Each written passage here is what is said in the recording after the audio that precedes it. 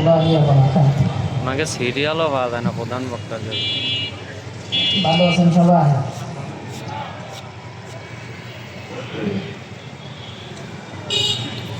খুব অল্প সময়ের জন্য আপনাদের সামনে হাজির হওয়া, 10-12 মিনিটের মধ্যেই আমি আমার কথাগুলো শেষ করব। আমার এই অল্প সময়ের কথাগুলো একটু মনোযোগের সাথে আমলের নিয়তে শুনব। রাজি আছেন ইনশাআল্লাহ? কথা কন, রাজি আছেন ইনশাআল্লাহ? আমার পূর্বে মুফতি রিজওয়ান রফিকি হাফিজাহুল্লাহ ওয়া রাআহ একটা বিষয় বুঝেছেন যে মানুষের যদি ঈমান থাকে ওই মানুষের দাম আছে। মানুষের মধ্যে যদি ঈমান না থাকে তার দাম কুকুরের চাইতেও কম হয়ে যায়। কথা ঠিক আছে না? নবীজি সাল্লাল্লাহু আলাইহি ওয়াসাল্লামের হাদিস থেকে ওই ব্যাপারটা প্রমাণিত হয়।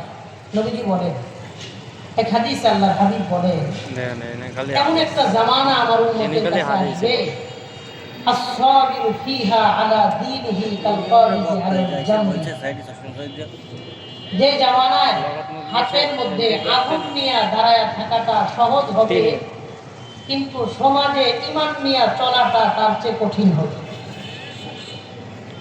নবীজি এই হাদিসের শেষে বলেন, ইউসবিহুর রাজুলু ফিহা মুমিনান ওয়া ইউমসি কাফিরা ওয়া ইউমসি মুমিনান ওয়া ইউসবিহু কাফিরা।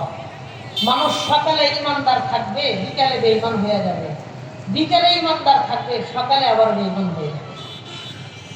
এই বিষয়টা আগে আমার তেমন একটা স্পষ্ট ভাবে বুঝে আসতো না, কিন্তু বর্তমানে এই হাদিসের কথাটা স্পষ্টভাবে বুঝে আসে। কারণ বর্তমানে অধিকাংশ পূজা মণ্ডপে মন্দিরে হিন্দুদের পোলাপানের তুলনায় মুসলমানদের বাচ্চাদেরকে বেশি দেখা যায়, বেশি দেখা যায়। অথচ বুখারীর হাদিস আছে কয়েক জায়গায়, 11 জায়গায় এই হাদিস আসছে। সাহাবায়ে কেরাম নবীকে প্রশ্ন করেছেন, আইয়ুয যামবি আ'যামু ইনদাল্লাহ, নবীজি পৃথিবীর মধ্যে সবচেয়ে বড় গুনাহ কোনটা, অন্যায় কোনটা? তো নবীজি সাল্লাল্লাহু আলাইহি ওয়াসাল্লাম সব জায়গায় এক উত্তর দিয়ে বলেছেন, আনতা জাআলা লিল্লাহি নিদ্দান ওয়া হুয়া খালাকাকা। তুমি আল্লাহর সাথে শিরিক করবা, আল্লাহ তোমারে বানাইছে, তুমি সেই আল্লাহর সাথে অন্যরে শিরিক করবা, এটা পৃথিবীর মধ্যে সবচেয়ে বড় অন্যায়। একজন মুসলমান যার ভিতরে নানা ন্যূনতম ঈমান আছে, সে বুঝতে পারে যে আমার মধ্যে ঈমান আছে, তার সামনে আল্লাহর সাথে শিরকি কর্মকাণ্ড হয়, পূজা হয়, শিরকি কর্মকাণ্ড হয়, আর কোন ঈমানওয়ালা ব্যক্তিত্ব সম্পন্ন মুসলমান ওই পূজার দৃশ্য দেখা আর উপভোগ করার কারণে কঠিন কালেও মন্দিরে পূজার মণ্ডপে কোনো দিন চাইতে পারে না। আল্লাহর সাথে শিরিক হয়, সেখানে মুমিন কিভাবে যায়? আল্লাহ আমাদের সেই ঈমানি গায়রত দান করেন, বলেন আমিন। এই ব্যাপারে আমি শুধু একটা হাদিস আমি আপনাদেরকে শোনাই। আল্লাহর হাবিব সাল্লাল্লাহু আলাইহি ওয়াসাল্লাম বলেন, তিরমিজি শরীফের 2210 নম্বর হাদিসের বর্ণনা। হাদিসের বর্ণনাকারী সাহাবীর নাম হযরত আলী রাদিয়াল্লাহু আনহু। তিনি বলেন, وعن علي بن أبي طالب رضي الله تعالى عنه وعنه أنه قال قال النبي صلى الله عليه وسلم, হযরত আলী থেকে বর্ণিত, নবীজি সাল্লাল্লাহু আলাইহি ওয়াসাল্লাম বলেন, إذا فعلت أمتي 15 خصلة حل بها البلاء. নবীজি বলেন, আমার উম্মত যখন 15টা গুনাহে ব্যাপককারী লিপ্ত হবে, আমার উম্মতের মধ্যে যখন 15টা গুনাহ ব্যাপক আকার ধারণ করবে, এই উম্মতের মধ্যেও আল্লাহর তরফ থেকে ব্যাপক আকারে আযাব গজব আসতেই থাকবে। বলেন নাউযুবিল্লাহ। আমার উম্মত যখন 15টা গুনাহ ব্যাপক করবে, তার উপরে আল্লাহর আযাব গজব ব্যাপক হবে, লাগাতার আযাব গজব আসতে থাকবে। কি সেই অন্যায়? নবী বলেন, 1 নম্বর অন্যায়, إذا كان المغنم دولا والأمانة مغنما والزكاة مغرما. 1 নম্বর, মানুষ যখন গণিমতের সম্পত্তিকে রাষ্ট্রীয় সম্পত্তি মনে করবে, রাষ্ট্রের সম্পত্তিটাকে মানুষ নিজের সম্পত্তি মনে করবে। সরকার টাকা দিতে খুলনা রাস্তা করার জন্য সে ঢাকা রাস্তা করে, সে বিদেশে জমি রাখে, এমন স্বনামধন্য নেতা আমাদের আছে না নাই? এক নম্বর, মানুষ রাষ্ট্রের সম্পত্তি নিজের সম্পত্তি মনে করবে। দুই নম্বর, ওয়াল আমানাতু মাগনামা, আমানতটাকে গনিমত মনে করবে, আমানতের ব্যাপক আকারে খেয়ানত মানুষ করবে। তিন নম্বর, ওয়াজ যাকাতু মাগরামা, মানুষ যাকাত দেওয়াটারে ইবাদত মনে করবে না, যাকাত দেওয়াটাকে জরিমানা দেওয়া মনে করবে। রমজান আসতে দেখবে অনেক বড় টাকাওয়ালা সম্পদশালী শিল্পপতি রমজান আসতে যাকাত দেয় না, আছে না নাই? ফরজ ইবাদত এখানে সে জরিমানা দেওয়ার মতো কষ্টদায়ক বিষয় মনে করে। এক নম্বর, রাষ্ট্রের সম্পত্তি নিজের সম্পত্তি মনে করবে। দুই নম্বর, আমানতের খিয়ানত করবে। তিন নম্বর, যাকাত দেওয়াকে জরিমানা দেওয়া মনে করবে। চার নম্বর, নবী বলেন ওয়াআতাআর রাজুলু যাওজাতাহু, শেষ জামানায় পুরুষ মানুষ তাদের বিবির কথাই বেশি চলবে। পুরুষরা তাদের বিবির কথাই বলবে। ওটা তো খারাপ না, নিজের বিবির কথা শোনা কি খারাপ? আর একজনের বিবির কথা শোনা খারাপ। এই ব্যাপারটা ক্লিয়ার করেছেন নবী 5 নম্বরে। নবীজি বলেন ওয়া আক্কা উম্মাহু, নিজের বিবির কথাই চলতে গিয়া নিজের মার সাথে অবাধ্য আচরণ করবে। বউয়ের কথা শুনে মন ধরে খারাপ ব্যবহার করে, নিজের মাকে ধমক দেয়, এমন কুসন্তান সমাজে আছে না নাই? 4 নম্বর, বিবির কথাই শুনবে। 5 নম্বর, মার অবাধ্য আচরণ করবে, মার মনে কষ্ট দিবে। 6 নম্বর, নবী বলেন ওয়া বাররা সাদিকাহু ওয়া জাফা আবা। 6 নম্বর, যুব সমাজ নিজের বন্ধুকে বড় আপন মনে করবে। 7 নম্বর, নিজের বাবাকে পর মনে করবে। বন্ধুরে খুব আপন মনে করবে, বাবারে পর মনে করবে, বাবারে কিছু বলে না, বন্ধু বান্ধবরে সব করে, এমন যুবক ভাইও আছে না নাই? 7টা কথা গেল। 8 নম্বর, নবী বলেন ওয়ারতাফাতিল আসওয়াতু ফিল মাসাজিদ, শেষ জামানায় মসজিদ নিয়ে ঝগড়াঝাটি ব্যাপক আকার ধারণ করবে, মসজিদের মধ্যে ঝগড়াঝাটি বাড়বে। 9 নম্বর, নবীজি বলেন ওয়া উকরিমার রাজুলু মাখাফাতা শাররিহি, মানুষ মানুষকে ভয়ে সম্মান করবে, মন থেকে মানুষকে সম্মান করবে না। ভয়ে সালাম দিব, সম্মান করার জন্য না। সম্মানের সালাম পাবে না, তার অনিষ্টতা থেকে বাঁচার জন্য মানুষ মানুষকে সম্মান করবে।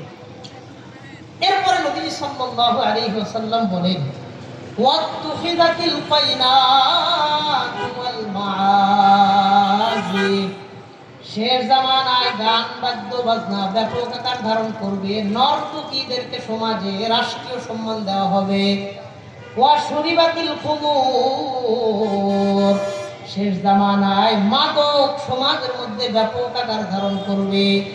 ওয়া লুবিসাল হারির, শেষ জামানায় নারীরা পাতলা পাতলা পোশাক বেশি পছন্দ করবে।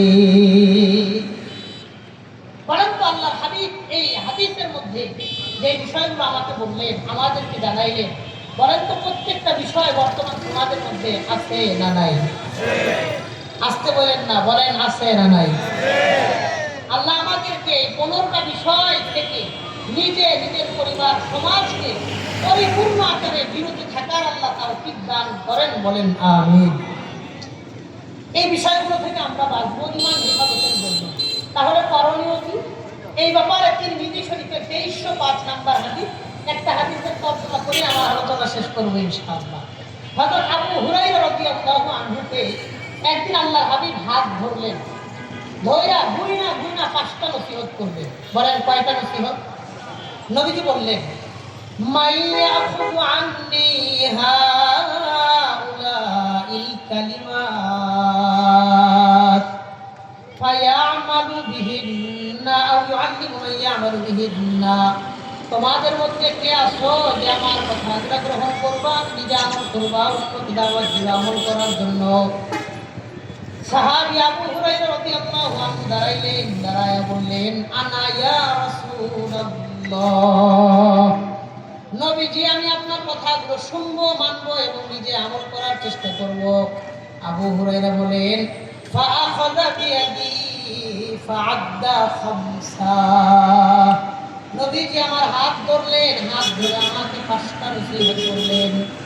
আল্লাহ আমাদেরকে আবু হুরায়রার প্রতি 5টা নসিহতের করে আমাদের সবাইকে আমল করার তৌফিক দান করেন, বলেন আমিন। 5টা নসিহত করেছেন, হাত ধরে 2 না 5টা নসিহত করেছেন।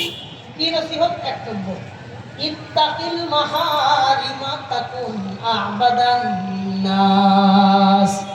আবু হুরায়রা, তুমি জীবনে হারাম খাও না, হারাম থেকে বাঁচো। তাকুন আ'বাদান নাস, সবচেয়ে বড় বুজুর্গ ইবাদতকারী ব্যক্তি তুমি হয়ে যাইবা। সুবহানাল্লাহ। আল্লাহ আমাদেরকে হালাল রিজিকে এতটুকু বরকত দান করেন যেন হারামের দিকে যাইতেই না হয়, বলেন আমিন। 1 নাম্বার, আমরা জেনে বুঝে কখনো হারাম খাবো না, বলেন ইনশাআল্লাহ, সবাই বলেন ইনশাআল্লাহ। 2 নাম্বার, ওয়ারদা বিমা কাসামাল্লাহু লাকা তাকুন আগনান নাস, আল্লাহ তোমার কিসমতে যা রাখছেন সেটা নিয়ে সন্তুষ্ট থাকবা, দুনিয়ার প্রতি লোভ লালসা করবা না, তাহলে তুমি একজন সুখী মানুষ হইবা। যার অন্তরে লোভ নাই এই লোকটা সুখী, যার অন্তরে লোভ আছে ওর 5টা বাড়ি থাকলে ও সুখী হইতে পারে না। এই জন্য নবীজি বললেন, ওয়ারদা বিমা কাসামাল্লাহু লাকা তাকুন আগনান নাস, তুমি সুখী হইতে চাও অল্পতে সন্তুষ্ট থাকো, তাহলে বলেন আমরা দুনিয়ার প্রতি লোভ রাখবো না, বলেন ইনশাআল্লাহ। 1 নম্বর, হারাম খাবো না। 2 নম্বর, অল্পতে সন্তুষ্ট থাকবো, দুনিয়ার প্রতি লোভ রাখবো না, ঠিক আছে ইনশাআল্লাহ। 3 নম্বর নবী বললেন, ওয়া আহসিন ইলা জালিকা তাকুন মুমিনা, তুমি তোমার প্রতিবেশীর সাথে ভালো আচরণ করবা যদি তুমি মুমিন হইতে চাও। এক হাদিসে নবী বলেন, ওয়াল্লাহি লা ইউমিনু, ওয়াল্লাহি লা ইউমিনু, ওয়াল্লাহি লা ইউমিনু, আল্লাহর কসম ওই লোকটা মুমিন হবে না, ওই লোকটা মুমিন হবে না। সাহাবীরা প্রশ্ন করলেন, মান যাকা ইয়া রাসূলুল্লাহ, নবীজি কোন ব্যক্তি মুমিন হতে পারবে না? নবীজি বললেন, মান লা ইয়ামানু জারহু বাওয়াইকাহু, যেই ব্যক্তির ক্ষতি থেকে তার প্রতিবেশী নিরাপদ নয় ওই ব্যক্তি পরিপূর্ণ মুমিন হতে পারবে না। আর এক হাদিসের মধ্যে নবীজি বলেন, ওয়াল্লাহি লা ইয়াদখুলুল জান্নাহ সালাসা মাররাত, নবীজি 3 বার বললেন, আল্লাহর কসম ওই লোক আল্লাহর জান্নাতে প্রবেশ করবে না। সাহাবীরা বললেন, মান যাকা ইয়া রাসূলুল্লাহ, কোন ব্যক্তি জান্নাতে প্রবেশ করতে পারবে না? নবীজি উত্তর দিয়ে বললেন, যে ব্যক্তির ক্ষতি থেকে তার প্রতিবেশী নিরাপদ নয় ওই ব্যক্তি আল্লাহর জান্নাতেও প্রবেশ করতে পারবে না, বলেন নাউজুবিল্লাহ। যার সাথে প্রতিবেশীর সম্পর্ক ভালো না সে মুমিন হতে পারবে না, জান্নাতেও যাইতে পারবে না। তার মানে আমার আপনার ঈমানের সার্টিফিকেট প্রতিবেশীর ঘরে, আমার আপনার জান্নাতের সার্টিফিকেট প্রতিবেশীর ঘরে। অথচ পুরো খুলনা শহরটা চক্কর দিবেন, ঘুরবেন, আমাদের মুসলমানদের বর্তমান সমাজ ব্যবস্থা এতটা তলানিতে গিয়ে পৌঁছেছে, 100 বাড়ি যদি ঘোরেন 95টা ঘর পাইবেন যে 95 ঘরের লোকেই তার প্রতিবেশীর সম্পর্ক ভালো নাই। কথা বলেন। এই জন্য নবীজি 3 নম্বর বলেছেন, ওয়া আহসিন ইলা জালিকা তাকুন মুমিনা, তুমি মুমিন হইতে চাও প্রতিবেশীর সাথে সম্পর্ক ভালো রাখো, এটা ঈমানের একটা আলামত। 4 নম্বর নবী বলেন, ওয়া হিব্বালিন নাসি মা তুহিব্বু লিনাফসিকা তাকুন মুসলিমা, তুমি নিজের জন্য যেটা পছন্দ করো অন্যের জন্য সেটা পছন্দ করবা, নিজের জন্য যেটা পছন্দ করো না অন্যের জন্য সেটা পছন্দ করবা না, তাহলে তুমি একজন মুসলমান হইবা। 5 নম্বর নবীজি বললেন, ওয়ালা তুকসিরিজ যিহকা ফাইন্না কাসরাতাজ যিহকি তুমিতুল কলবা, আবু হুরায়রা দুনিয়াতে খুব বেশি হাসবা না, কারণ অধিক হাসি মানুষের অন্তরকে মৃত বানায় দেয়। নবীজি হযরত আবু হুরায়রার হাত ধরে ফাআদা গুইনা গুইনা 5টা নসিহত করছেন। 1 নাম্বার হারাম খাও না, 2 নাম্বার দুনিয়ার প্রতি লোভ রাখো না, 3 নাম্বার প্রতিবেশীর সাথে ভালো আচরণ করো, 4 নাম্বার নিজের জন্য যেটা পছন্দ করবা অন্যের জন্য সেটা পছন্দ করবা, নিজের জন্য যেটা পছন্দ করবা না সেটা আরেকজনের জন্য পছন্দ করবা, নিজের ভালো বুঝলে অন্যের ভালো বুঝবা, নিজের অসুবিধা বুঝলে অন্যের অসুবিধাটাও বুঝবা। 5 নাম্বার দুনিয়াতে খুব বেশি হাসবা না, কারণ অধিক হাসি মানুষের অন্তরকে মৃত বানায়। তার প্রথম হাদিস থেকে 15টা নিষিদ্ধ বিষয় শুনলাম, ওই নিষিদ্ধ বিষয়গুলো থেকে আমরা পরিপূর্ণ আকারে বাঁচবো। আর এই হাদিস থেকে আগের হাদিস থেকে তিরমিজি শরীফের 2210 নম্বর হাদিস, এটা তিরমিজি শরীফের 2305 নম্বর হাদিস, যেখানে করণীয় 5 টাকা, বর্জনীয় করণীয় 5 টাকাদের কথা শুনলাম। শুধু তো অর্থনা শুনলাম, একটা নির্দিষ্ট উদাহরণ সহ বলার সুযোগটা পাইলাম না। এই জন্য আমরা আমাদের ইমান আমল মদত করে কিছু আমল যেন হাত দিয়ে ধৈর্য নিয়া এক হাতে ইমান এক হাতে আমল নিয়ে যেন কবর পর্যন্ত যাইতে পারি, এই চেষ্টা আমরা করবো তো ইনশাআল্লাহ। হ্যাঁ, এটা আল্লাহ বলেছেন, ইন্নাল্লাযীনা আমানু ওয়া আমিলুস সালিহাত, যারা ঈমান আনবে আর নেক আমল নিয়ে কবরে আসবে, কানাত লাহুম জান্নাতুল ফিরদাউসি নুজুলা, আমি আল্লাহ তাদের জন্য জান্নাতুল ফিরদাউসকে মেহমান খানা বানায় দিব। সুবহানাল্লাহ। এই জন্য আমরা এক হাতে ঈমান এক হাতে আমল নিয়ে কবর পর্যন্ত যাওয়ার চেষ্টা করব, আল্লাহর সামনে ঈমান আর আমল নিয়ে হাজির হব। এই ব্যাপারে ঈমানের উপর অটল থাকবো, সাধ্য মোতাবেক নেক আমল করব, ঈমান আর আমলের ব্যাপারে সর্বোচ্চ সচেতনতা ধরে রাখার চেষ্টা করব। এই ব্যাপারে রাজি আছেন ইনশাআল্লাহ? ঈমান আর আমল নিয়ে কবরে যাব, এই জন্য আল্লাহর কাছে হিদায়াতের উপর ইস্তেকামতের দোয়া করব নিয়মিত। এই ব্যাপারে রাজি আছেন ইনশাআল্লাহ? কে কে রাজি আছেন একটু হাত দিতে দেখি ইনশাআল্লাহ। আল্লাহ আমাদেরকে ঈমানি জীবন ঈমানি মরণ আমাদের সবাই একটা দান করেন, বলেন আমিন। আজকে যাদের সাথে দেখা হইলো, আমি যাদেরকে দেখলাম যারা আমাকে দেখলো, আমি যাদের কথা শুনলাম যারা দূর থেকেও আমার কথাগুলো শুনলো, আল্লাহ হাসরের মাঠে আমাদের সবাইকে জান্নাতুল ফিরদাউসে একটি দস্তরখানে আবার বসার তৌফিক দান করেন। হাদা ওয়া আখিরু দাওয়ানা আলহামদুলিল্লাহি রাব্বিল আলামিন। আসসালামু আলাইকুম ওয়া রাহমাতুল্লাহ।